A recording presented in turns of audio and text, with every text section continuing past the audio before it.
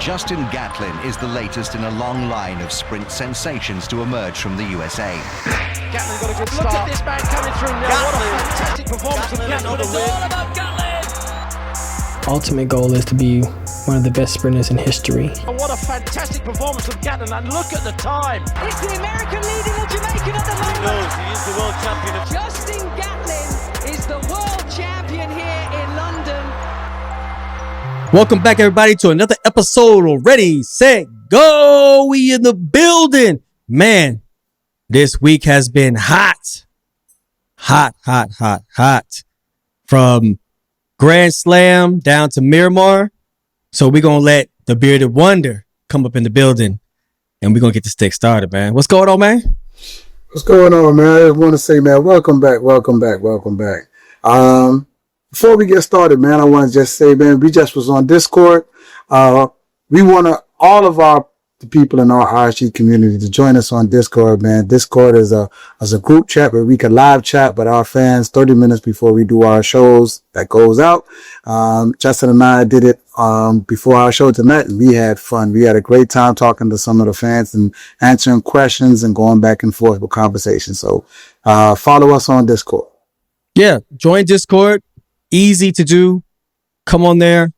Have some conversation. If y'all have questions that not getting answered, or if you just want to have banter back and forth, come holler at us on Discord, man. We on there, we talking, and we're going to be there weekly to be able to have conversation with y'all. So come sit down with us. Have some fun.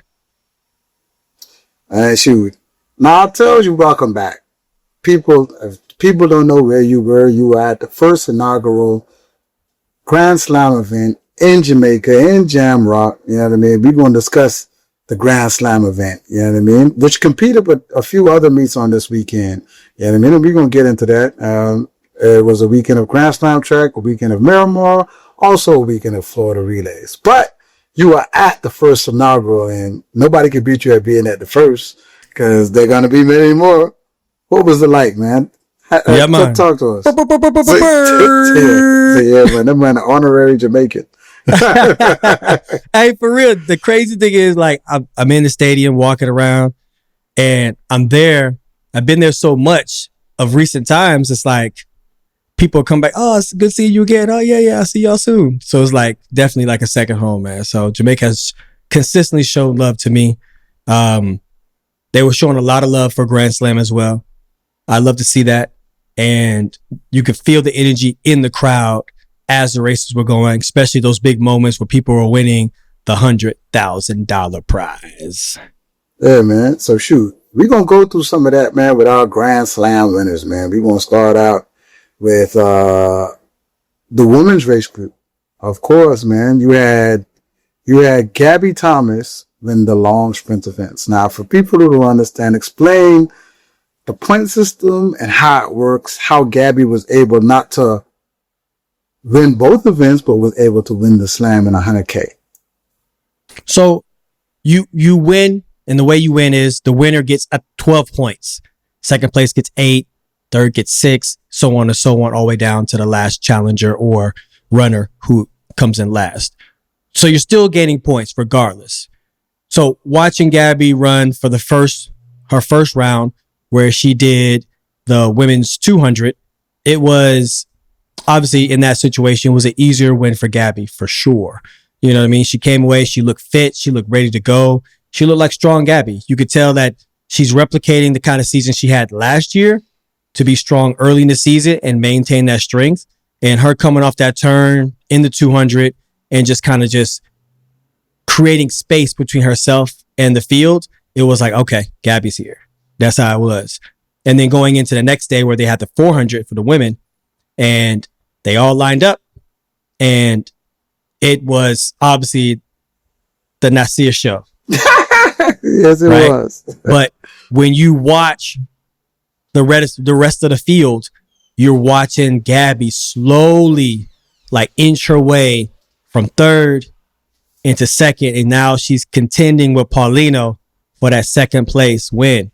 And then she crossed that line with second place, and it gave her the whole pot of $100,000 because it's about points.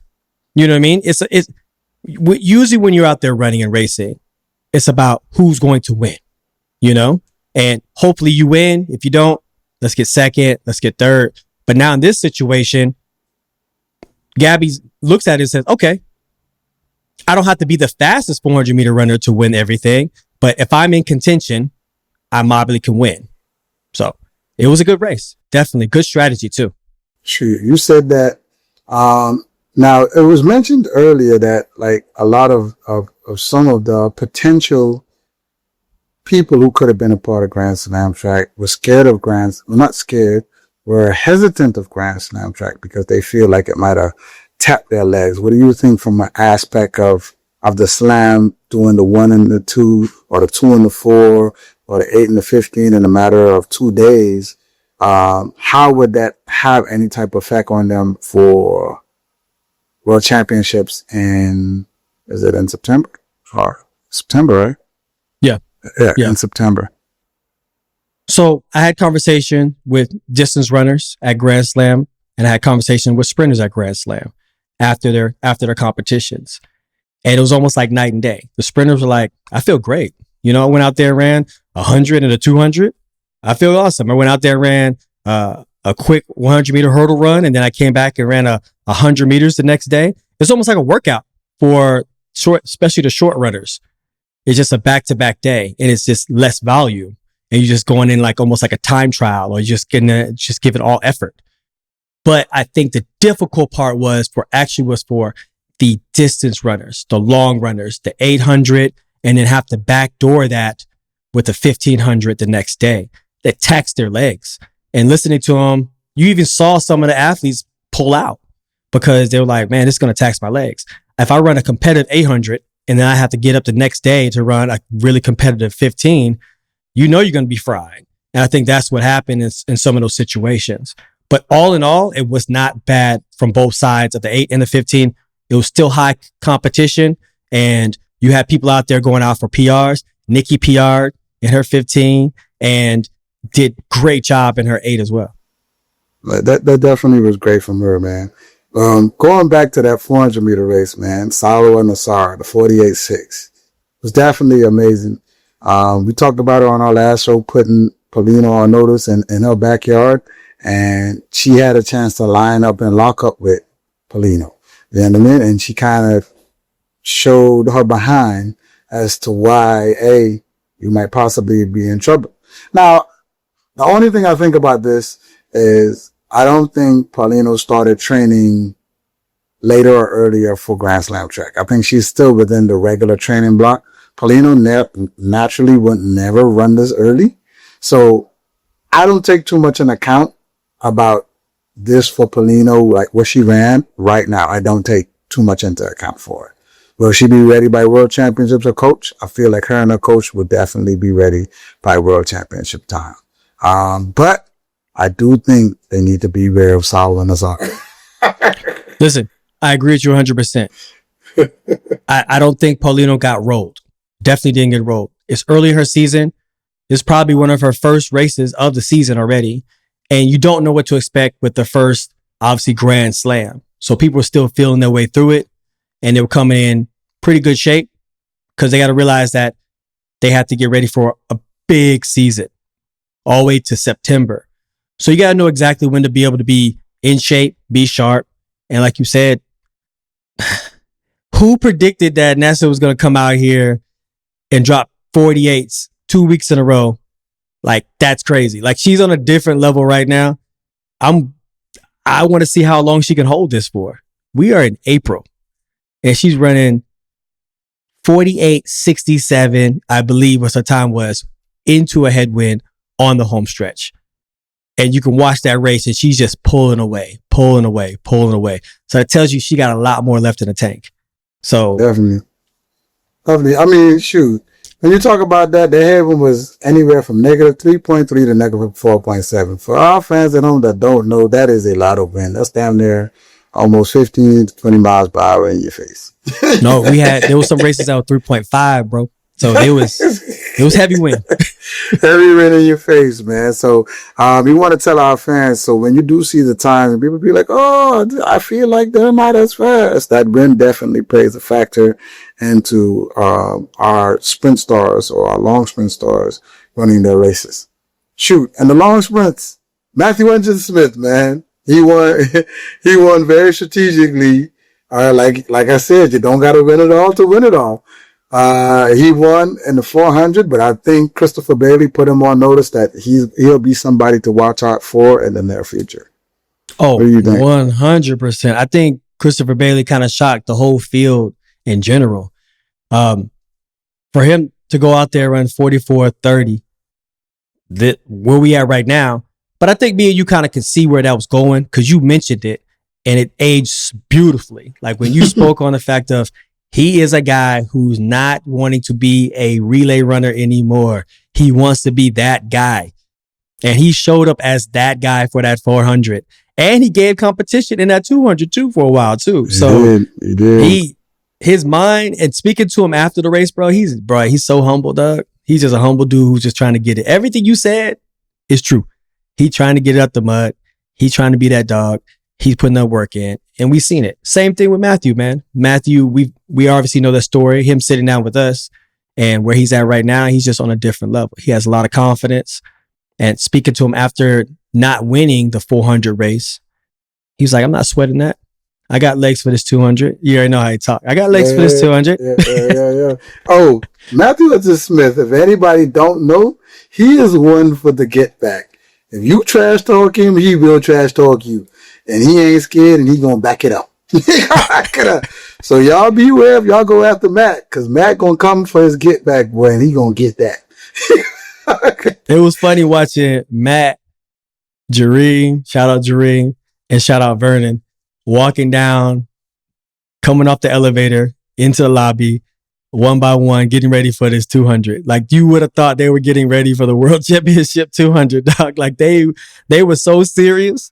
And then Matt screams across the hotel, is like, hey, don't give him no tips. Don't give him no tips. That's how I like him too. So it was cool to see. It was cool to see that too. Like you really don't get a chance to see athletes in high caliber competitions and take it lightly, you know? Like everyone's always serious or quiet or stoic. And a lot of people don't want to talk around other people, especially within their field that they're racing against. But now you putting these guys in almost like a semi-workout situation. Like, man, we just got one 400. Let's go. All right, now we got another 200. Let's go. Let's see who can get it, you know? You know what I think helps that situation?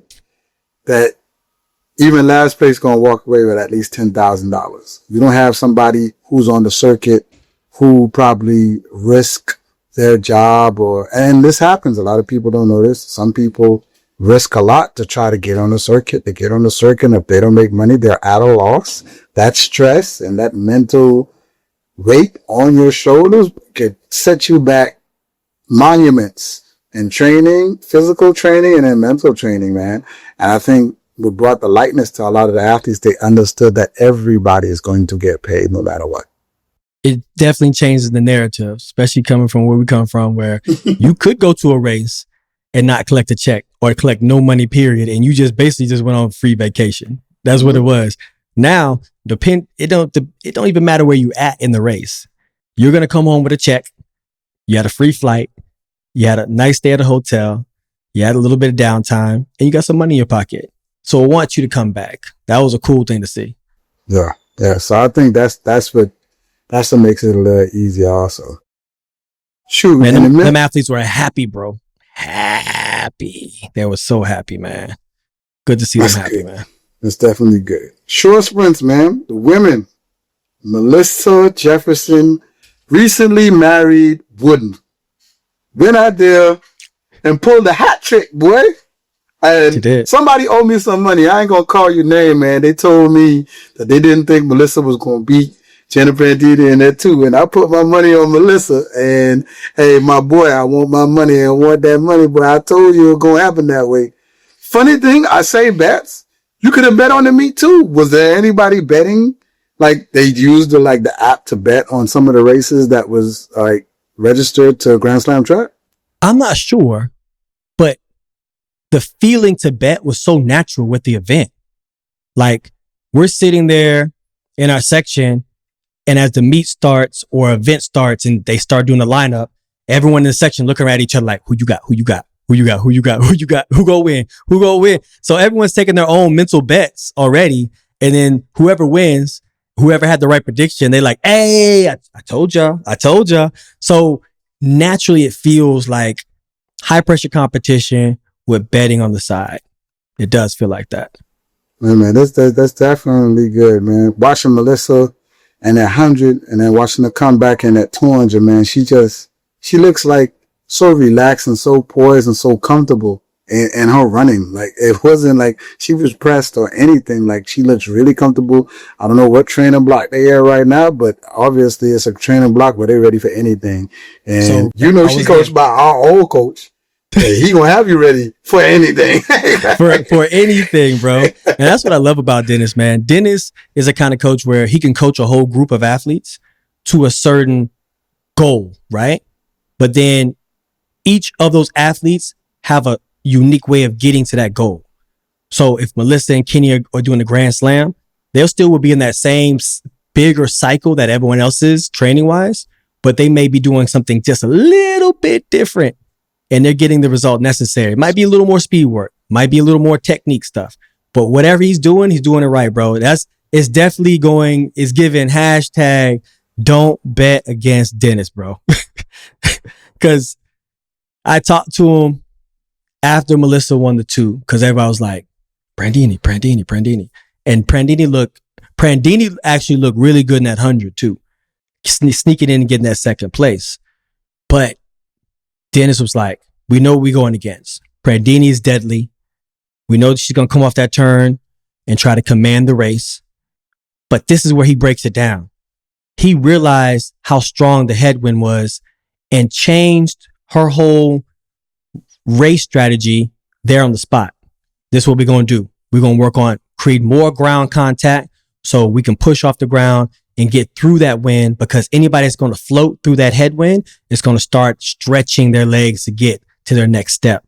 And sure as shit don't stink. I'm telling you right now, that's exactly how the race happened. You watch that race, Prandini's up in front, and all of a sudden Melissa Ford just keeps stepping, and she took command of the race, bro, like clockwork. Shoot, yeah, man, I saw it. So 5 people at home, their race, that 200 race was in a negative 4.7. Strongest win ever. So please don't look at the times and be like, oh man, nah, negative 4.7. So it was very heavy. 5-man short sprints. Another Dennis athlete, Kenny Benerick. KungFu Kenny came through with the hat trick, the 100 and the 200, letting people know, boy, hey, I ain't scared, man. This make me look like, okay, I'm really interested. I'm waiting to see Noah now. Like, where Noah at? Like, cause this is definitely a situation for him. He has a little drip going on at Grand Slam track. Yeah, I mean, he had his little bandana in the case and he pulled it out. If you haven't seen it, watch it on his page, man. Shout outs to Kenny. Listen. Kenny understood the assignment from the beginning to the end, on the track, off the track. And why I say that, because even in the press conference and the photo shoot for the red carpet, he came through dressed down, and he had his photographer with him, dressed in all black with a mask on, holding a bulletproof case. And in that case was the Kenny Benerick headband, the official one that he has rolled out for Grand Slam, and it did not fail. He got a lot of attention for how he presented it, and then he got a lot of attention when he was on the track. So watching him step on that track, and he was working a lot on his starts. So he was sending me his videos. He was like, hey, man, how's that start look? I feel good, man. I feel good about it. I was like, it looks good, bro. Just keep being consistent with your starts. You'll start to feel how efficient it is instead of trying to have to guess if it's efficient or not. And he went out there, had a little stumble in the start, but I mean, his transition into his top end, like it couldn't be any better at this point in time in the season right now. He came away with the victory, and he worked hard for that one. Yeah, so shoot, that's definitely good, man. We're gonna move on. I definitely love to watch our favorite event, which is the women's short hurdles. They had to run the short hurdles, and they definitely had to run the 100. And the headwind was so strong in that stadium, it didn't help nobody in that 100. Negative 3.4. And that was actually my most exciting race, bro, of the whole event. Because like how we always be talking about, we want to see athletes do other events. So watching them do the hurdles, which was a great event itself. Tia won the hurdles, and a world lead, by the way, a world lead in the negative 1.4, which is very impressive. 1263 and negative 1.4. All right. What does that calculate to? I don't even know, but it probably calculates, if you kind of do the math, I would imagine it would calculate to something like 49 or 51. So yeah. And somebody in the group chat gonna tell us. They're gonna crunch the numbers for us. Yeah. But watching them kind of transition from hurdles and come back the next day to run the 100, man, it had me standing on the rails, dog. I was watching, dog. I was like, because you see that ferocity that they have and how ferocious they are in the hurdles, and watching them bring it over into the flat sprint, it was entertaining to watch. Man, I like Danielle Williams, man. I don't know. In the prelims, if they deep enough, man, they can use Danielle on that first leg on that 4x1, man. Absolutely. She ran 11.5, but she looked like a real deal sprinter. Like she could go get it in a negative 3, 11.54. That ain't in April. You know, that's like 11.2. That ain't bad to shake a stick at, man. I ain't. Whew. She can do it. So Natasha Gould, shout out to Natasha. She also hit me the game that Danielle's, I think, her personal 100 that she ran was like 10.9. So she has sprinter capabilities in her, like at a high level. So she ran in like, oh yeah, I'm gonna clap these fools. I'm gonna drop them off after the transition and see what they have. Because she's an older athlete. So if they don't know, they don't know. They just think she possibly is a hurdler, because you have some hurdlers who sprint who just shy away from it and you don't know. You know what I mean? But if she's 10.9, that means she had a lot of good speed work to get there. Like, yeah. So it probably was a surprise for them, but like when you watch her form and her technique and her lift and her transition, it was definitely, you could tell she was in foreign to the 100 meters. I feel like in that situation, usually when you're an elite athlete in your main event, like me and you would know who to watch out for in the 100. You know what I mean? Who has a really good start, who has a good transition, who has top end speed. So you know who to be aware of throughout the multiple areas of running the sprints, right? In this situation, I didn't know. I don't even think none of the ladies knew who had certain capabilities. So when that gun went off, you just had to focus on your race and try to get to the finish line first, because you didn't know who had a really good start that can hold it. You don't know who had a good transition. You don't know who had real true top end speed. Everybody was just out there just getting it, dog. Just getting it. Now, for our runners at home, or for our fans at home, and I very much believe this, like, if you're a heavier power striker and you're running into a headwind, it affects you, but it doesn't affect you like somebody that turns over that's a light striker. And I saw Masai, she was like, she still did what she did, even though, she had that strong headwind, but she is her, Denisha Cartwright. They are lighter runners. They are around possibly 120 pounds, maybe possibly even maybe a little lighter. You know what I mean? For somebody that's heavier or that may be a power sprinter, it'll affect them, but they could actually put their foot down and go. So I would have definitely liked to see that race with no wind or even a little tailwind to see if it would have fared a little different. So do you feel like if there was either no wind or a tailwind, we would look at different settings? We look at different winners? Possibly, man. We just watched Masai at the Texas Relays run 11-1, but it was windy. It was windy, but I'm just saying, like, I just know from training heavier runners and light runners, it is a difference, because I've trained groups to where the heavier guy and some block stars going out to 40 may win. But then when there's no wind, that lighter turnover guy, he transitions a little better and he gets to get going. You know what I mean? I don't think if you have a -2 and you line somebody like you up with somebody like a Coleman and y'all have almost the same personal best, I would always bet on you because you're the heavier guy. Like, and you're more power than turnover. You know what I mean? So in my head, I'm gonna pick that. I'm going with that. That just makes more sense. That just makes more sense. So, just so our fans understand how wind could affect, the athletes. You know what I mean? I love watching in the short hurdles, Sasha Zoya, man. He looked like he calculated his own points and he knew he won before Mike them could even do it. Listen, boy, Sasha knew before anybody knew. Like, you could tell he was up at night on that on that second night. He was saying, all right, this is what happened in the short hurdles. All right, I got second place. I put this right here, drop the 1, carry the 2. Well, hold on real quick. If I go out here and win this 100, money for me. And he knew exactly when he crossed the finish line. He literally stopped, turned back around like, yeah. He was definitely happy, man. I looked at all his interviews, man. He was like, man, Grand Slam is it. I say, you don't have to guess if he had a good time. He probably was at the bar sipping the margarita. Right after that win, he was like, I deserve this. I got 100K. Hey, he came with the energy though. As soon as he finished, he acted like someone who just won the jackpot, dog. He started salsaing. Ooh. Hey, the crowd loved it though, bro. He was engaged with the crowd. I mean, that's what's necessary and needed for Grand Slam. It's the fact that allow these athletes to show their character. Allow these athletes to have a persona. Hell, even if they take it to social media and generate a little banter back and forth amongst each other, guess what? At the end of the day, everybody's walking home with some kind of money.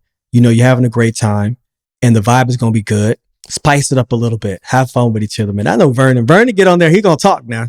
Vernon going to get on there and talk to him. So he know about, at least after Miami going to Philly, I think it's going to activate Vernon. Vernon's going to start playing with these boys' heads. He's going to start having fun with it. Yeah, definitely. Now, I always wondered back in our time, and we've only seen a few of them do it. If they had Grand Slam back in and the Liu Zhang, Dayron Robles, David Oliver era, what would that look like for them boys? Like the David Paynes, the Dominic Arnolds, like Terrence Trammell. You know what I mean? Well, we know Terrence damn near ran 9 seconds, so we kind of know where he was going to fare at in the sprints, but where was those other guys fall at in the flat sprint? What was a fall at? Where would they fall at? Where would Liu Zhang fall? What would he run? What would Dayron Robles run? What would Dominic Arnold run? What would Alan Johnson have ran? I think Alan Johnson's PB is 10:35. I'm not sure. But like, where would they have fared? We know about Terrence. Terrence damn near ran 10:99. I think he ran 9.9 before. He did. He ran 9.9. Yep. Yeah, so that's what I'm saying. So like, where do they fare? And then it made me see like, I would have loved, I know it's not, it doesn't work for him right now, but I would have loved to see where Grant fared at in this type of situation. Hey man, I'm going to say it like this. You never know what's going to happen. Because at the end of the day, you got to remember, being a racer means you're obligated because you're under contract. Being a challenger means you have been invited. Anybody can win the jackpot. So Grant can come in Miami and say, yeah, I'm going to show up. Go out there, run him a little 110. Go out there, run him a little 100. He may come away with the money. Who knows? And we know that boy about his money. Exactly. So I don't want people to think like, oh, because certain people are racers and certain people are challengers, it means that one's better than the other. It's a fact of these people have committed to being at all 4 legs. These people are coming in trying to take that glory from them each leg along the way. And they're going to have new challengers. So that's what's going to make it kind of exciting as well. Yeah, it's definitely amazing, man. I kind of like how it's faring out with the Grand Slam track because, yeah, I mean, I love to see that aspect of, I wanted to see how the ladies fared out in the flat sprint. I wanted to see how the men fared out in the flat sprint also. Moving on, man. Like our friend Bossman Hung. Shout out to Bossman Hung. Y'all gonna find out who he is in a few episodes. But he called Sydney Mclaughlin. So he does. That's his nickname for Sydney. that's his Sydney Mclaughlin Larone. You know what I mean? That's what he called her. So Sydney, he a real fan too. He a true fan of Sydney for real. Yeah, true fan of Sydney, man. Listen, I mean, you couldn't expect nothing less. Would you ever bet against Sydney in any situation? Probably not. Listen, it'd be hard. It'd be very, very difficult to bet against Sydney, especially in her premier event or any other event that she steps into. Because Sydney is the kind of person, like, she's just not going to throw herself into a competition. She's going to do her research. She's going to train for it. And you got to remember, her coach is Bobby. Bobby's that kind of guy. He does not want to lose. He wants you to put excellent out on the track. And watching her run at Grand Slam, it was hard to bet against her for the 400 hurdles and the open 4 too in that situation. So she ran away with it. She ran away with it. And I loved the fact that she still has so much more left in the tank, because you watch her 400, like, even though she had a headwind and she talked about how the headwind was so strong coming on the home stretch, it still looked like she just was jogging. Like, she dropped an easy 50 in that 400, just bam, bam, bam, bam, just going through the motions. So that lets me know right now, if she could drop an easy 50 like that, with no wind, a little bit of wind in the right place, you're looking 49 mid right now. So she could do some damage across the board. She could do some damage. I want people to take notice, man. The former queen is back on deck, man. She seems like she's kind of injury free. She seems like she's back on that horse. Sydney McLaughlin, man, had me holding on Sydney McLaughlin. It's sticking, dog. It's sticking. Sydney is calling, had gave Dalilah Muhammad her flowers, man, and she was out there like, I don't want anybody to sleep. She ran out there. She opened up with 54, which ain't no slump time in the 400 meter hurdles. And you know what I mean? I think she was in lane 2.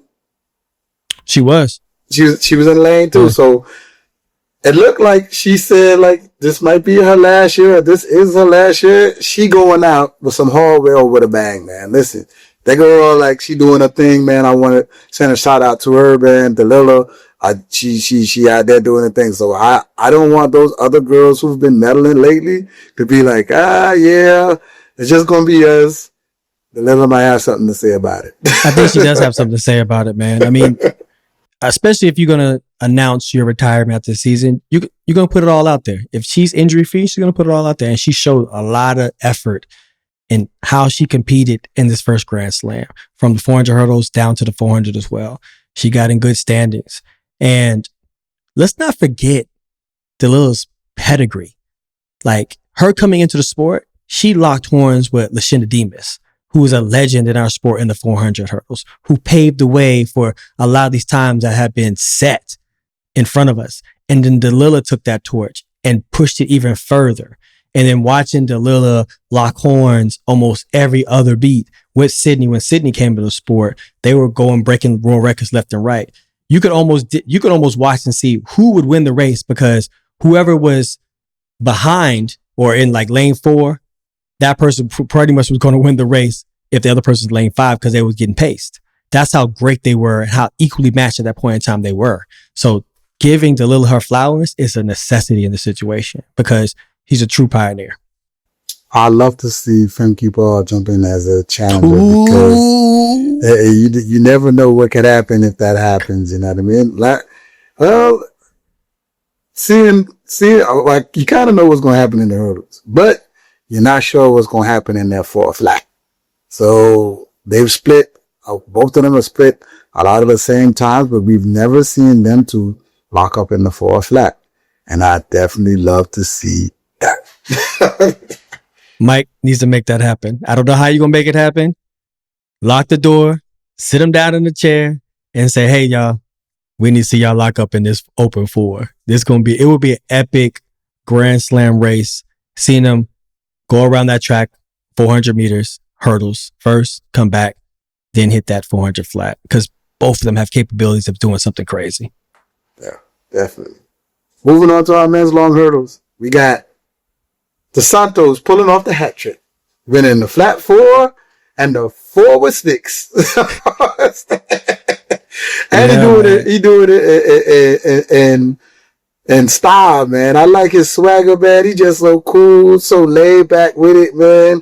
And I realized, and I think we should talk about this at the show, we had a few people with different uniforms rather than the kits that were given all over. And you've been a part of that before at Nike.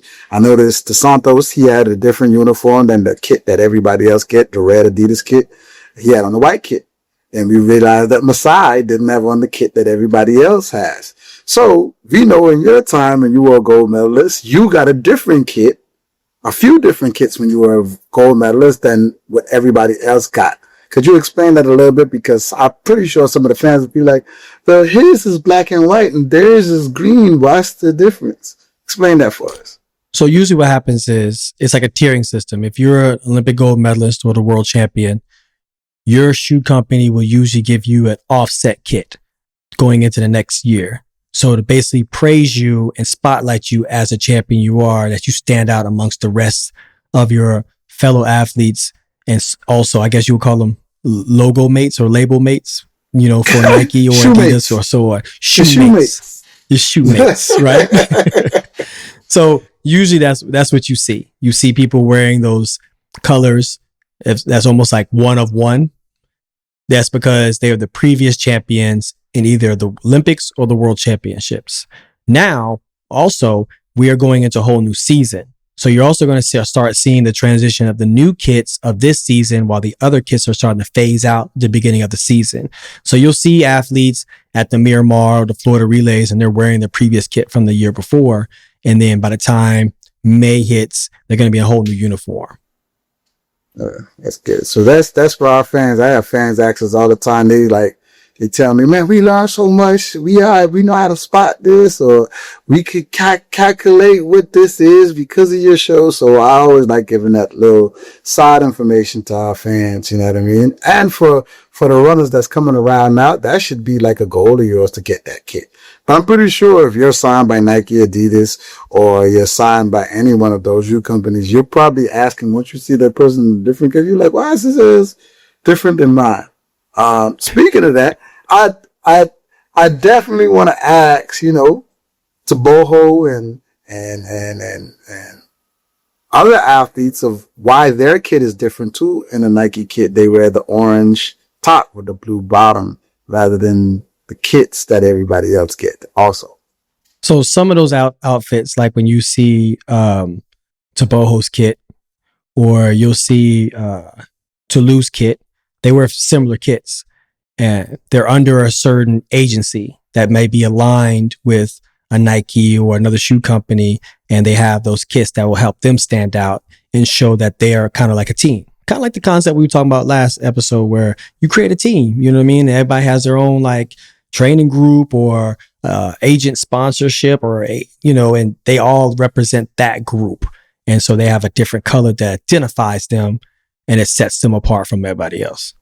Do you think if a coach is signed by the shoe company, he should be able to have some type of say in the kits or the color of the kit? Like, they're going to get the same kit, but everybody in that camp has this kit, so they know, oh, this color, because that color kit is from Star Athletics, or that color kit is from Pure Athletics, or that color kit is from Tanja Buford Daily, or that color kit, you know what I mean? Like, is from another group, you know, like if you're signed by a shoe company, you know, saying that kit belongs, that color belongs to that group. What'd you think about something like that? I love it. I love the idea. What you want to say? I was going to say, so it makes it easy, identifiable for fans who possibly want to support a group and the shoe company and be like, oh, they ran that because that group is from there. You know what I mean? You know, so I was just thinking like that probably might be a good idea. It would be a nightmare for the people who create the uniforms, because they already have a tough time figuring out what season by season, what the uniform color is going to look like, what the design is going to look like. But once again, like if you chop it up, you can create multiple kits of big track clubs that's within your, I guess, your logo that you're with, your shoe sponsor, right? And if there's athletes who are not in these larger or standout running clubs or training groups, then you would get the standard kit that is given every year. Yeah, I think it'd be easy, and I think it's a good thing, because like when you go into a group and you get that kid, you be like, man, you belong to us now, man. Everybody got the blue kit, we got the green kit. You got it. You feel me? Or they do like something a little different, or even if they don't want to do that, the coach from that group have their logo, like, and they already do it with the long distance team. They have the little skull over here from the long distance group. Like, let those other groups put their logo alongside with the shoe label so they know who they belong to. You know what I mean? I think that definitely be cool. You know what I mean? That'd be Definitely. fire, dog. That'd be really fire. That's what I think. But anyway, the Santo won the sticks and he won the flat.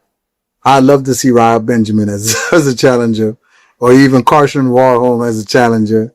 You know what I mean? Jump in there and see, because he ran 47.61, bro, in April, which is not a slum time. Like, it's swift, And very fast. He did not struggle with it at all, bro. Like, he looked like he was having a point. He looked like he's the type of guy to be like, yeah, I need 2 shots before I race, you know. He'd be like, 2 shots. He'd be like shots of what? Alcohol.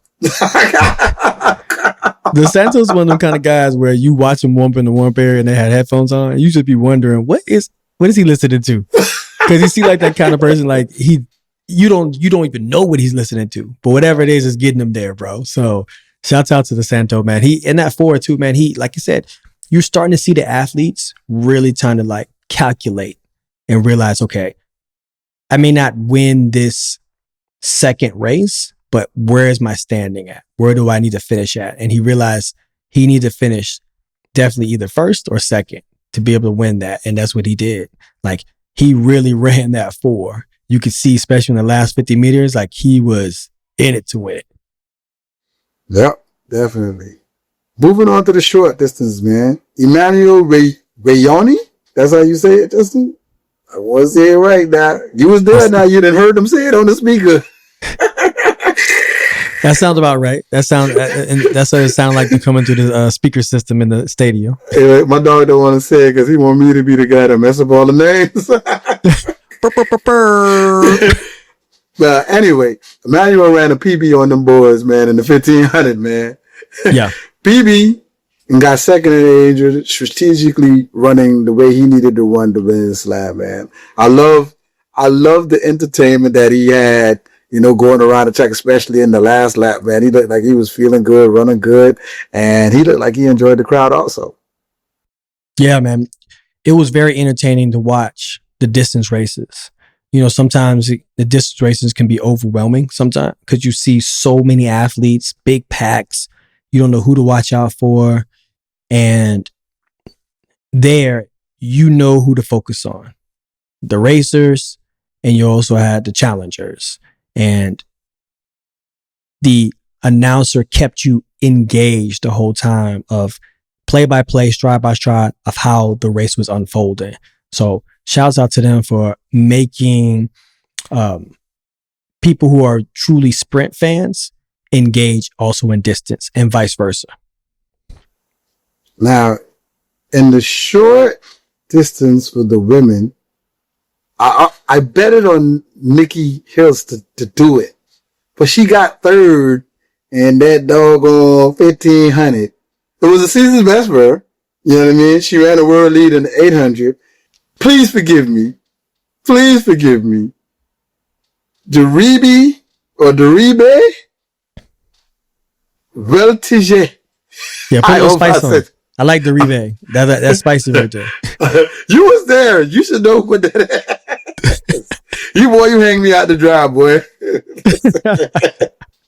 But anyway, man, she went out there, man.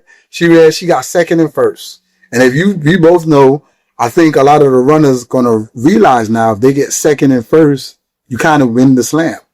Yep. But if you get first and third, you kind of going to be, you can't get third to the person who won that last event. You got to beat that person. So I think, and her running, and she wasn't even shaky in her 800. She ran 158 also. She was really close to Nikki Hills. So that was an amazing race from both of them. But she ended up walking away with the slam. So shouts out to her.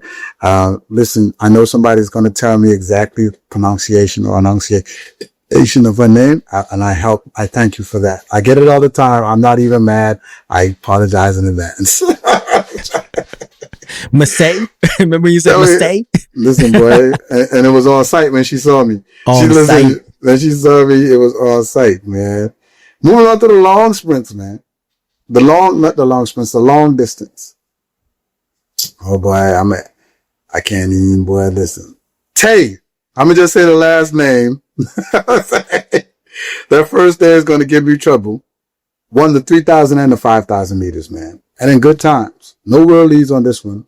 The wind out there was atrocious. I mean, I've heard it from you and I've heard it from, a lot of the people that was on the ground at Grand Slam track. When you're going around that track, every time it's at your back, as you get more tired, you run to that straightaway, you get beat down every time. So in the long distance races, I didn't fear to see any type of world leads because how light the runners are and how heavy the wind is over time going around the track that most time. But shout out to Tay and their win in Grand Slam track. What'd you think about those races though? How Tay ran in those races with the 3,000 and the 5,000. I think it was entertaining, man. I thought it was really good. The fact of you get to see a different aspect of them. It's so hard coming back almost 2 days in a row, like to really put down a good time, good effort, and good competition. It shows you that the winners are in good shape right now, for sure.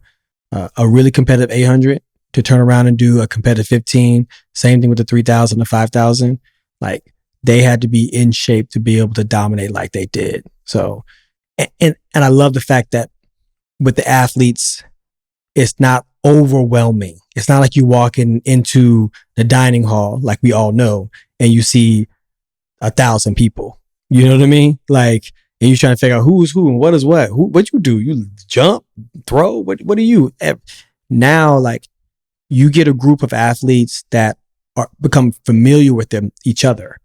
So now you see Nikki rooting for someone in the short hurdles who's running the open 100 meters because they had time to engage each other at practice and sit down, have banter and talk during dinner and lunch and breakfast.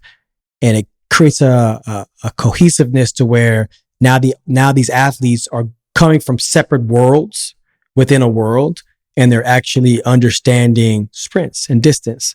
So watching that was really entertaining, watching on the track, but also watching the athletes cheer for them and really know what they're cheering for. Definitely. Definitely. Shout outs to her, man. Grant Fisher. That was easy for me. Fisher. Grant Fisher won the 3,000 to 5,000 for his slam. Well, he only won the 5,000, got third, and the 3,000. But, it worked out well because the guy who was second in the slam got fourth in the 5,000. If he edged up just a little bit more, he would have left him out. So it's like these guys, if they're calculating it right to get the slam, you're like, bro, I can't let this guy beat me on this second run, bro. So that's the part I like about it. Now, another thing that I heard Anson, who was a commentator for Grand Slam track, he runs a podcast also. Shout out to Anson. He attempted something very interesting with Aaron Brown from Canada on his pod. He was like, for the last racer who's contracted, if they don't do well, they should be on a bubble to where another person could push them out and they come in and be a salaried racer instead of a challenger. Do you think that would fare for a little bit of drama in Grand Slam track? Absolutely. Yeah, do it. I'm for it too. I mean, because at the end of the day, that's what you want to see. You want to see people really working for it. You know what I mean? Like right now, it's fun. Everyone's having a great time. You know, the racers know that they're going to be there for the next 3 legs and possibly next year. When do you rotate? When do you say, okay, you know, you're not cutting it as a racer, and especially these challengers are getting more talented and they're coming with more competition. So if they're outright beating the racers, then that spot should be given to the next person who could be up. So I agree with that one. Yeah, man, that's definitely going to be a thing if Mike makes that a thing. But like I said, it's the first inaugural one. I think, you know, just like you start any business, they're going fair, have a lot of tweaks you have to iron out and a few changes. So in this first cycle, I think he might let it play out. But I think in the next year cycle, he changes a few things that'll make it fit better for the model for him. So, you know, shout outs to Mike, you know, even attempting. A lot of people are going to criticize, but a lot of people aren't trying to do anything for track and field out there. So I'm going to shout Mike out. He actually getting the athletes paid and everything else. But you're going to have a lot of people that's going to criticize him for whatever. I think you should do it like this, or I think you should do it like that. They be like, what did you contribute? You know what I mean? Yeah. I mean, so I definitely want to say, you know, thank you for putting that out there, or even try. Absolutely, man. Yeah, Mike did. I love the fact that Mike, especially at the end, was happy with certain aspects and it went well. And he realized that there's certain things that he needs to fix. That means that you're not stuck on what the product was in Jamaica. You want to make it better for the next legs as well. So for anybody that want to know, man, you can follow Grand Slam Track on their social media page. The next slam will be in Miami, May 2nd to the 4th at Anson Sports Stadium in Miramar. So support track. You know, we want to be track ambassadors. We want to definitely be all supporters of all podcasts and all track. You know what I mean? So we just want to put that out there. And make sure you get your tickets now. The stadium will be different from the Jamaican stadium. It ain't going to be 35,000 seats. It's going to be maybe 5,000 seats, and they're going to be packed up in there. So we had another meet this weekend. I'm going to highlight a few things. You know, Grand Slam took up a lot of our time. So I'm going to highlight a lot of the things that happened or some of the things that happened in Miramar, and go back and forth with you, but tell me what you think about it. So they had instead of the 400 this year, they had the 300 this year with two of some of our biggest headliners in our sport, and Shericka Jackson and Julien Alfred. But Julien Alfred got the best of Shericka. And at 36.05, them girls almost ran 35 on the 300, bro. Oh, that's crazy. And they don't run the 400, they sprinters. Well, Shericka is a former 400 meter runner. Yeah. But for Julien, it fares to what I thought what we saw at Texas Relays when she split 50 point. I was like, man, she looks really strong. She looks really in shape. Man, when I watch her run this 200 now, man, she putting people on notice. Boy, they playing with this Grand Slam. Boy, she ain't gonna play with these girls. What you thought about 36.06, 36.60? That was first and second. Oh, man, crazy. And on top of that, you didn't see Julien coming. You know, like, of course, we've known that in the last 2 years, she's ran 4x4s at Texas Relays. So we know that she's capable of running a 300 competitively, but at the magnitude of dropping 36.05, crazy work. That's crazy. And shout out to Shericka too. You know, she's definitely coming into form, especially having the season she had last year, to be able to kind of get back stronger and have Shericka drop that 36.13. Like I said, it's a long season, bro. She coming back. That's good form right there. That's good form. It was 36.13. I said 36.60, so I want to make sure I correct myself. Yeah. She speaking a little bit with Flo, I understand what he's trying to do with Julien. You know, he's getting her ready as a dominant double threat. And to do so, you go high and you start to come back down. So you running those 4x4s, you come down to that 3, see where you at in pure speed and endurance, and you drop down to that 2. That 2 becomes easy. Now you dropping these 21s all over the board, and you already know what that looks like if you have superior foot speed in the 200, and you already know how to have fast twitch muscles, and a race strategy for the 100, who gonna stop you? Yeah, 100%. Another girl I was impressed with, like, who they might not see coming, but she's slowly inching her way up. Coached by Gary from Empire Athletics, Jessica Kabay, man, she ran 36:24.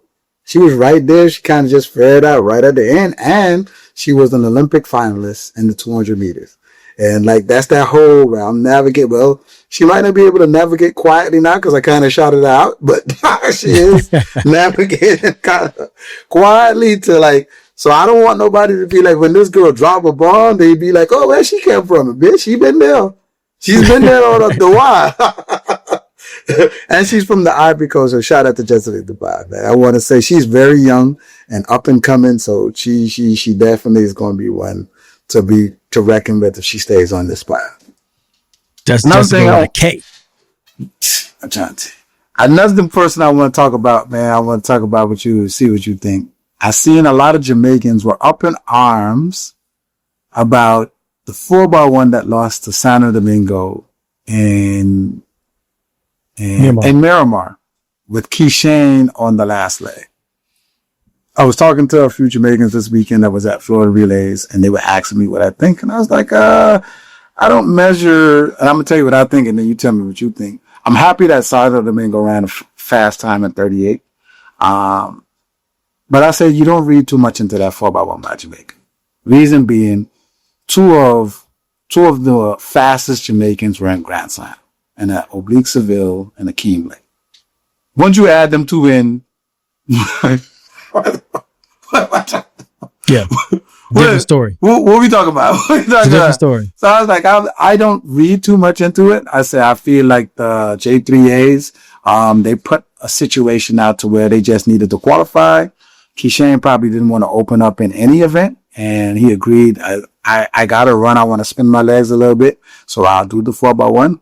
So I think when they saw Kishane, they thought something else, but I don't read too much in that 4x1 losing to Santo Domingo, but I am very proud of Santo Domingo for running 38 in the 4x1. Oh, absolutely. They went 38.91, I believe. I watched the exchanges around the track. They put it together, bro. They are putting it together. I love seeing countries in the last couple of years who probably didn't even have a relay team now come together and get their quartet sharpened, and they step on the track, are able to really bang it out there with, you know what I'm saying, with a larger, more established team. So shouts out to them, man. And like you said earlier, man, fans have to realize that it's different for professional athletes in track and field. This is the time of the season where the athletes are getting their feet wet a little bit. They've been training for a while. They're trying to see exactly where their top end speed is. They're trying to see where their strength level is, their endurance is. And then they're fixing and tweaking everything through the month of April, and then going out there in May and start to really see them put it together. So let's not be up in arms right now. You know what I mean? Kishane is just coming back into form. He's putting himself together. And once again, it was basically a flying 100. Yep. And you can't expect someone to go out there and catch someone if they're not in their top shape just yet. So let's hold on it. Let's hold on it, man. Let that man get himself ready. I guarantee you, I'll be cheering and clapping for him by the time May, June, July come around. And definitely, man, because Ken Blake and Oblique Seville ran 10-0 and then negative when they had in Jamaica. So, like I said, I can't imagine. I mean, you could have put me on there and they would have ran 37, which is crazy. But yeah, man, for Miramar, that's what was happening, man. But shoot, like I said, we don't got that much time. I'm gonna move on to Florida Relays. Boy, listen, boy, it was hot. When I tell you hot, unbearably hot. Was it hot like that? Boy, it was hot, boy. It was hot. I was wearing shorts and everything. I was hot. Shout out to all the fans that came up to me to Florida Relays, man. I appreciate it. I appreciate the talk. I appreciate the pictures. I appreciate the love. And y'all know, man, I'm going to check your phone. You can't tell me you love the show. And I'm not going to ask you for your phone to show me. Now, once again, Justin, everybody who I asked that would subscribe, out of 11 people, only one person really was subscribed. But everybody else showed me that they watched the show, but they don't know to just open up your phone and just click that subscribe button and follow us, man. So like everybody I wrote up on, they'd be like, I'm subscribed. They open their phone and that subscribe button is not clicked. So please, if you're listening and you're a fan, look at your phone, or if you follow us on your laptop, just go to that top button that says subscribe and follow us. But anyway, moving on. Them little kids was out there riding cars, bro. I ain't even gonna hold you. He's there riding in cars on the track. Whatever. They was out there in go-kart. Go-kart. Bro. Coach Jolie, I think this is his first time down at Florida Relays, boy. He done brought that group down here. You said you interacted with him as well, man. I did, man. Yes. And Coach Jolie told me he would love to be on our show. We're gonna organize that. He wants to definitely do our show and talk a little about his origin and how things come about, you know what I mean, and everything else. So he definitely thanked you and I for the condolences about his father. If nobody knows, his father passed recently. So we shouted him out. So when he saw me, he called me, and he respected that we did that for him. So yeah. You know, I mean, it's crazy because he was out there coaching, bro, and it's only been a week. So he's out there grieving, still coaching these kids, man. You know, but he said that that's what his dad would want. So, you know what I mean? Absolutely. So it is. It's very noble of him, man, you know, pouring into them kids the way he do. And that 4x1 boy, them little girls ran 44. What? 44.95, bro. High school. So they killing it in the 4x4 and the 4x1 now. Trying to tell you. So for anybody that don't know, 46 is a very fast time for high school girls. 46, anything is very fast for high school girls. When you start to dip into the realm of the 45s and the 44, you're in the collegiate realm, and not just like the best of the best. You may get you a 5th place in a college meet with a 44. You know what I mean? It is crazy, man. But shout out to them, man. And 4x4, they had Kennedy Brown, Sydney Sutton, Peyton Payne, and Cassidy Hopkins, man. Those girls looked amazing. But Montverde, you know, they held their own. They held their own with 45-64. It was, and then Archbishop Carroll from DC. I love their uniforms, man. They got them colorful uniforms. They be swapping out uniforms like they Oregon or something. Yeah, they do have some dope uniforms. They got some dope. You're a Carroll, Maryland flag and everything. Yeah. They got dope uniforms, but they definitely put on a good meet for the Florida Relays. You know what I mean? Letting our Florida teams know that we definitely got to come with it. And the boys 4x1, bro. In the Heats, bro, you had four teams run 40 point, bro. 4 teams run 40 point. Back in my time, you might have get one team that ran 40 point. Like one, and they like 40.99. You know what I mean? Yeah.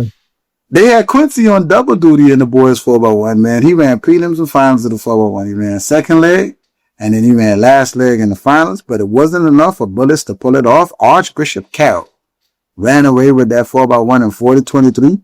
American Heritage came through in 40.32. And then Bullets came through in 40.61. That had to been a hot relay to watch, dog. Trying to tell you, but they out there like this. Go, man. Go. I love it though, bro, because watching this now, this season, it reminds me of last year when you had so many of these relay teams in Texas by itself. I think about 6 of them that were dropping these same times. And you think of Tascasita, they went 39.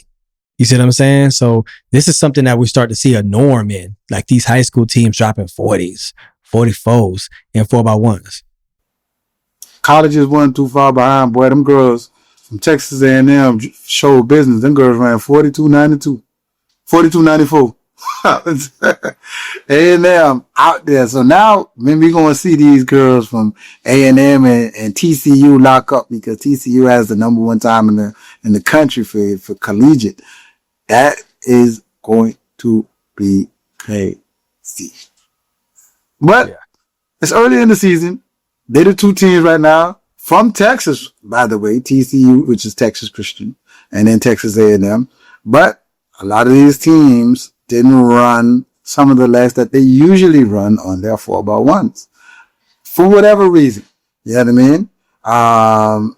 But when they all put together, man, I kind of think in NCAA, we're going to see 41 again, like we saw with Julien and Alfred them when they did 41, with Flo, with that quartet they had. I think we see 41 again this year collegiately. So you telling me, let me get it right. You telling me that these teams didn't come with their 8 squad, or they had the order changed up? They had like one maybe missing or so from somebody who really runs on that relay. Ooh. You know what I mean? So they either might have had a little knick-knack or whatever, but you know, with the colleges, one monkey don't stop no show. So even if it's like that, we still gonna run this 4x1. So I can't wait to win, like whoever, some of these people get their squads ready. I'm telling you, bro, we might see 241s this year out of some of these girls, man, out of some of these college teams. I see a lot of teams didn't start or either didn't finish too. Florida State probably dropped the baton or ran out the zone, right? Yeah, that pressure is something different too, boy. They were running out of the zone like they were running away from slavery, boy. They were trying to get gone, dog. You hear me? They're trying to get past the gun line, boy. They were gone. What stick? I'm out of here. Yeah, but they listen. I mean, when you under that pressure, man, and you really want to win, people don't understand if you never ran track before and you've been like on second, third, or last leg, and you waiting on your runner, and those runners are coming in, and you see them moving before you move, and your runner ain't got to your mark yet. You be so antsy and hasty, and you never really know, what you want to do. So you can either leave too early, leave too late, and that's what a lot of things happen at that meet, man. Shoot, the one relay team I wanted to see, I couldn't even get to see. Like Minnesota ended up winning with 38-66. That's what I was going to ask you. What's up with Minnesota, dog? They did the damn thing. But Auburn had like 2 teams. They had a team to get them through they were running their team like a U.S. team. They had a team to get them through the prelims, and then they was gonna put the 200 meter cats on the final. I wanted to see what that was gonna look like, but they false started. Oh man, you can't false start when you got the team. You look like Voltron out here, boy. You false start when you see the dude on last night with his hands on his hips. That's the look you slowly walk off the track. Like, ain't this about to... As soon as he see the false start too, he go, man. Exactly. Just walk right off the track, dog. Exactly, but it was fun though. It was fun, man. The Olympic development didn't fare out too bad. Also, man, United States females getting the job done with a different group of women. They end up running not as fast as they ran in Texas. They had Mackenzie Long, Tonisha Terry, Celera Barnes, and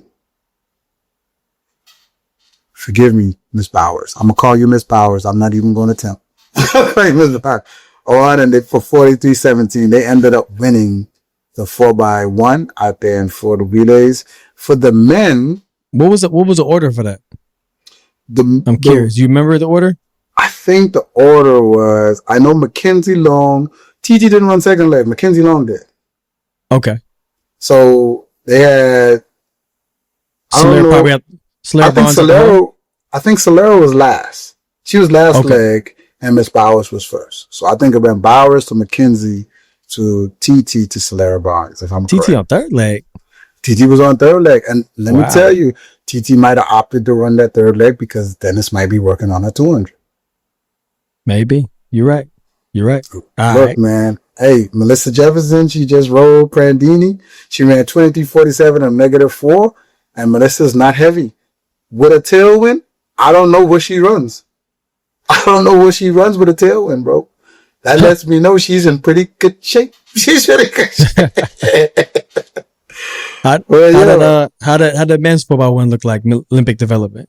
Olympic development. I mean, Coleman gonna do what he does, man. You know, he pops off at the hole, closing down into Kyrie King. You know what I mean? Okay. Yeah. On second, he opened up his gap. Kyrie did his job. You know, he held down that back strips. We got to see what we wanted to see. Aaron Knighton devoured that turn, boy. You know how that he did. He did. That's what we talking about. But the only thing, man, they had Robert Gregory, who was on last day, who was a rookie, not and a very fast runner. You know what I mean? But Team Canada actually ran their gold medal winning 4x1. And lining them up with a seasoned DeGrasse, they were neck and neck, and DeGrasse kind of moved away from him coming to the end. It's not his fault. DeGrasse is very seasoned, gold medalist, over and over. So, you know what I mean? He did his best to do what he does. But I would love to see that team with a Noah Lyles on that last leg. I would love to see if it fares out different. Ooh, that'll be a nice team. That'll be a nice. Or even right there. Fred on last leg, or even Kenny Bernard on last leg. I want to see if that fares out a little different. You know what I mean? So, but that's what it was. But it was definitely a good race. By the way, DeGrasse opened up his 200 too. He ran 20:32 in his 200 to win the Olympic development section of Florida Relays. All right. Nice little opener for him. Long season ahead. So let's see what he got. Let's see what he do. Yeah, but this young lady who, well, she's definitely, I don't know, she's gonna come up a lot, man. Dana Wilson, high schooler, 12th grader, won the Olympic development of section of the 100 and the 200 at legal times and 11:09 and 22:45. Shut up. Are you serious? In cars, bro. Where's Dana Wilson from? Krypton? She got to be Kryptonian like that. She out I don't know where she's listen, from, she ain't out here but beating college girls. She out here beating up on pros. Listen, boy, listen. I mean, she would have won the college section with 11:09. She won the meet. Yeah. 11:11 won the college section from Cameron Dixon. All right, bro. All right, we're going to keep an eye on her. You got to put her on the watch list for real. Definitely. She is definitely on my watch list. I wonder where she's committed to. You know what I mean? But because wherever she committed to, she could score for the college right now. Score for the college. Yeah. She could win conference. Definitely score for the 100 right now. 100 meters man, Abdul, man, he was just little over the legal allowable from USF, 2.1987. It would have been a world lead, and it would have been a world lead for a minute. Abdul Rashid Samuel. Yeah. Yes. Okay. Yes. I mean, he's ran 9 seconds before. You know, I kind of know some of the coaches down there at USF. They've been tooling down there, building that USF program. But those men, they got second in the 4x1, and they've been working on their sprint program, man, and it's been paying off. How'd he look in the 100? Man, he looked like he was walking on air, boy. After his transition, he looked like he was walking on air. He stepped away from them dudes, but you could tell he was definitely trying to run fast. He wasn't running against those guys. He was running against the clock. There we go. He wanted to send a he looked like he wanted to send a message like, this is my year. You know what I mean? That's how you open up, for sure. And the 400, Amar Robinson from Texas A&M. Now, you know Amar. Amar is the guy from A&M that run like this. Yeah. He came across the line, the first thing he said, this ain't indoor no more. This ain't indoor no more. He looked like he tried to dominate, boy. I like his style because he's not a big guy, man. But he out there doing it, though, man. He out there doing it. I love when it be those hungry athletes who've been sitting patiently watching indoor and be like, boy, I cannot wait to outdoor come. And they step on that track and handle business. Oh, my God. Shouts out to him, Doug. Shouts out to him. Yeah, chat definitely shots out there. And the women's 400, man, Jamisha Ford. And I want to say Jamesia. I think that's what it is. Jamesia. I don't want to disrespect you, love. I want to call your name right. Jamesia Ford, 50.43 open. And she just signed an NIL deal with Hoka. Hoka, welcome to the world of sprinting and track and field. I would love to see what your spikes look like. I would love to see what your spikes look like. Congratulations to her, for real. And that's a big deal, too. Hoka is stepping into the sprint game. Yeah, love to see they got what the distance game like. a little bit, but stepping into the track and field sprint game, hey, that's a little different. We've seen other distance companies kind of transition, like On Running. They're trying to step down into this world too. So, you know what I mean? We definitely I would love to see what their spikes look like. Well, I mean, definitely. If it's making you run 43, I mean, they do their job. I don't know if she had on Hoka spikes though, because she just did it, maybe a week or so ago. She just announced it. You know what I mean? So I don't know. They might be training them and really kind of because you got to kind of get it acclimated. You ain't gonna want to just jump out there and kind of just go out there.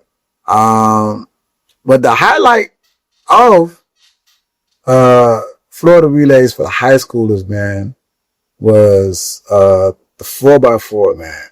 And let's talk a little bit about Quincy. Yeah, I think Quincy ran 45. No, I know he ran 45:27. Just in front of Taiwan Cox, man, who got second, 46:29, man. Taiwan went out there and he ran like a hell of a 300.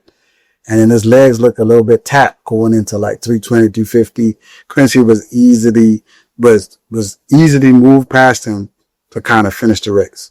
But that young man, Taiwan Cox, was not happy about that. I will speak about that later. We're going to move into to his sister, Tyra Cox, who won the female 400 in 52.60. They twins or they just... I don't know, but they both from Miami Northwestern. I've heard rumors that their father is a former NFL player for the Dolphins. Okay. But I would love to talk to them both. Yeah, to me and kind of highlight them. Now moving on to the 4x4. Miami Northwestern runs a blistering 308 in the 4x4. But what was more epic about it, it's already around on all social media aspects, so you could go and look. Mr. Cox, they got the baton down there at the same time, and he kind of tapped Quincy out a little bit in the last 50 meters. I personally think Quincy's legs was kind of tied up from the sprinting. You know what I mean? I mean, he ran 2 rounds of the 4x1. You know what I mean? And whatever. I'm not making excuses for him, but the split says he split 46. If he splits 46, that lets you know that his legs kind of was a little dead. Yeah. Mr. Cox went out there and he split 45 on the board. So at 45.2, that lets me know if he had a day or if he didn't have a round or two of the 4x1, he probably go deep and split 44 for his team. You know what I mean? So, I definitely want to say good job to Mr. Cox because, he was holding on to that loss in that 400 and he went out there and did what he was supposed to do. But I don't take this loss to Quincy that heavy because one, it's a team relay and two, you know what I mean? He had a heavy workload down there for you guys. So, yeah, absolutely. I definitely credit it to that. Yeah, I mean, I agree with you 100%, especially if Taiwan did not run his 400 the right way he was supposed to run it, then he gonna have that energy to get back. You know what I mean? And he probably thought it was his day in the open 4 and it didn't turn out that way. So he had to make it up in that 4x4. And he made it up, man. Listen, I don't know if you know, but I'm from down that way. I lived down that way for a while, but when you're down from that way and you say you're going to get your get back, you're going to get that get back. you ain't playing by it either. On God. Yeah, on God. On God. That's what's going to happen, man. That's just how it went down, man. But yeah, that's mostly what happened at Florida relays, man. You know what I mean? For the most part, that's what happened. I just think there's enough weekends in track and field to where some of these meets wouldn't have to compete. It would give our general viewers a chance to look at track and field in a different light. Now, like, we had 3 track meets this weekend. Were they all huge? No. Did we have ones that were bigger than others? Yes. But we got to look at these calendars at some point, because there's enough weekends to go around, right? But I understand all the relay meets have to happen early. I don't know why Grand Slam is early, is because I don't want to interfere with a lot of the Diamond Leagues, but you know what I mean? If we could figure out a way, especially if we're trying to grow the sport in America, on how not to compete with the other track meets, I think we'll be a little bit better. What do you think? No, I agree with you, man. It's okay. Extend the season. Put that pressure on those elite coaches and those athletes that know how to be able to elongate their season, and because it gives them more opportunity to go make money. And on top of that, if the season is elongated with more opportunities to go out there and run and win money, then you could take a little mini breaks here and there, and you can kind of set your targets to say, I'm gonna run these and these meets, while they were over there running those and those meets, and you're still gonna have a successful season. So yeah, I agree, man. There's enough weekends to go around. It's just about setting up at the right time and making sure you're able to pull in certain athletes, because you already know that they're aligning it with when athletes are going to be ready to run. You don't want to have your meet too early, because then no one's ready to run and no one wants to come and run. And then you don't want to have your meet too late, because then no one's going to take it serious and they're already going to be burnt out. And all they care about is the after party. That's true. How hard do you think it would be? You know how those big countries came together. I think they call them BRICS. I think it's what, Brazil, Russia, India, Colombia, Iran, Korea, or something like that. How hard would you think it was to be if track and field did something like that, where you had the Diamond League sat at the table, all the Diamond League heads, Grand Slam heads, Athlos heads, and all the world challenging meets come to a head and organize something where everybody eats? How hard would you think that would be? To make it happen? To actually, they have like a national track and field conference where all meet directors, if you had a pot, had to come in one hotel and sit and debate about what the track and field season would look like for money. How hard? You talking about an international track and field world conference. International field. Yes. Yeah. Just like I said, like how everybody come to, like, they meet in, like, say they meet in Monaco at the hotel, or they meet somewhere. Everybody has to go. If you're a meet director, or if you have a head of a track meet, a big track meet that offers money for pros, you have, in order for you to have that meet, you have to go and it be governed under a body or whatever. How hard would that be? That'd be tough. Tough as in, because you got to really sit down and negotiate, because there's already kind of like static between the Diamond League itself, right? So you have those 7 legs in the Diamond League, and they're already tearing themselves. They're like, well, I'm Rome. Well, I'm Oslo. And if your event or your race or your leg isn't doing well, you get kicked to the bottom of the legs, because people are gonna be like, "Oh, you little bro, like, go ahead, you ain't getting no real good funding." You know what I mean? So if you already know that they're kind of like jockeying for position within their own league, it already makes you kind of think, how is that going to affect Grand Slam or Athlos or anybody else that steps to the table and starts creating these little miniature leagues or events, and where would it sit inside of our season? But hard, I think it'll be hard to get them to the table. Impossible, no, because right now, if impossible was a thing, Athlos or Grand Slam wouldn't even exist. Let's be honest.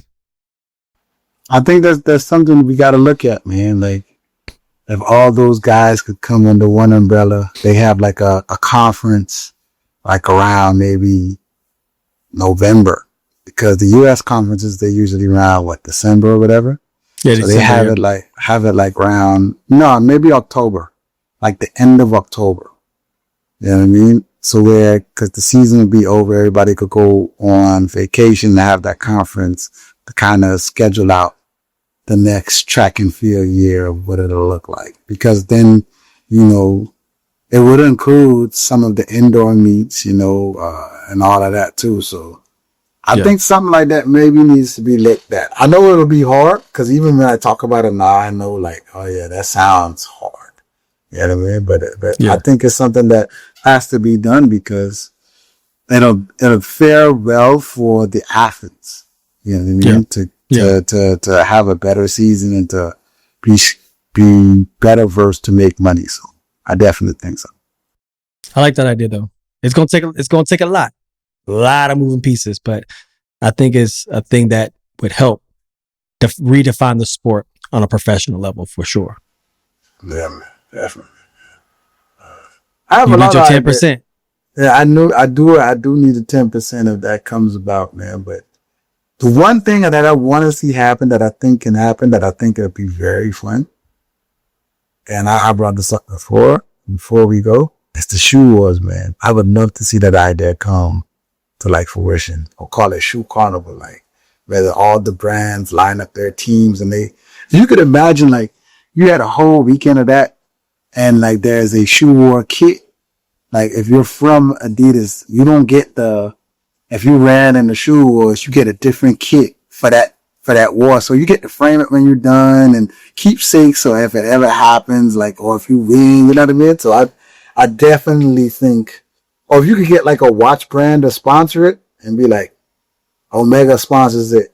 Every group that wins gets the lower end brand of Omega watches or something like that. Like, that's a real commemorative. Be like, I got that Cartier. You'd be like, shoe wars player. I like that. I shoe like that wars even better.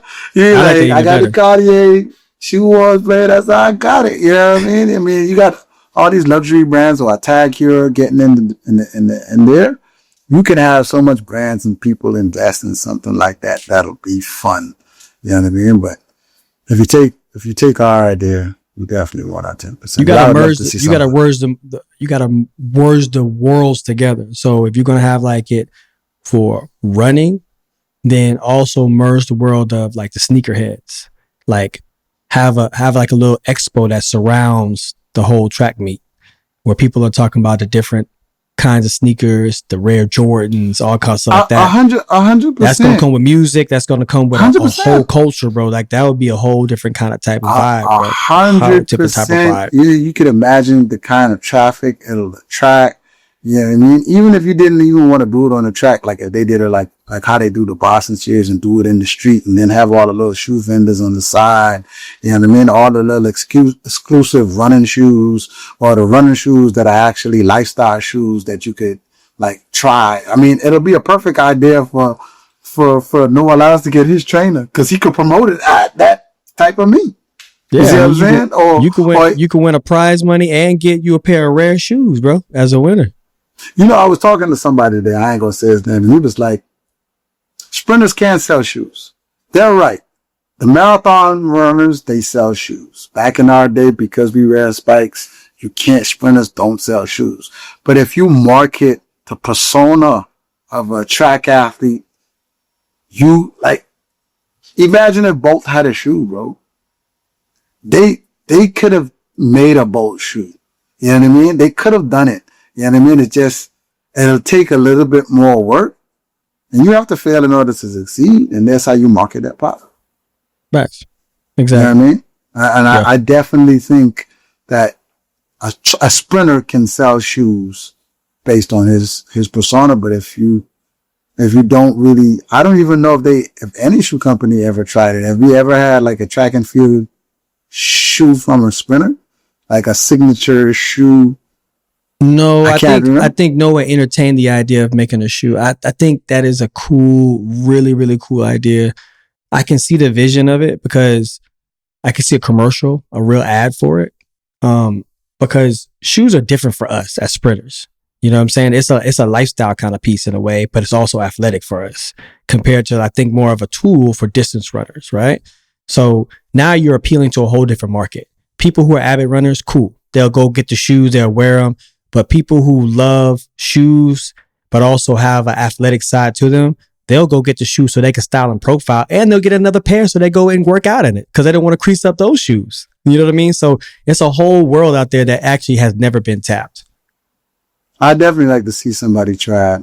I feel like no one of them people will be like, look, man, I'll even give y'all $20K of my own money to try it. Like, I feel like he'll be one of them guys who will test his shoe brand like that, man. If you do it, man, I need my 10%.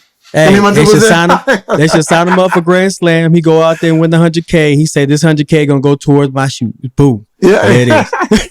Thanks, Mike. There it is. Well, shoot, man. I don't know, man. You have anything else?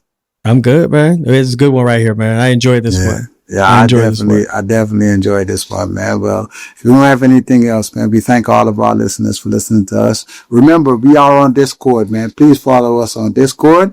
And until next time, follow along with us. Whoa. We want to say also this week, Usain, one of our biggest guests you had, the biggest guest you had. Definitely. Hey, man, condolences go out to you, man. We know you lost your father, and we understand that he was someone very close to your life, man. We want to say with a heartfelt condolence and much respect to your family. Rod, what you got to say? Yeah, definitely condolences to you, to your father, man. I lost my father recently, so I know what that is. So he was very important to me, just like yours was. So I just want our thoughts and prayers are with you, man. So our condolences from RSG. That's good. On that note, man, until next time on our show, ready, set, go!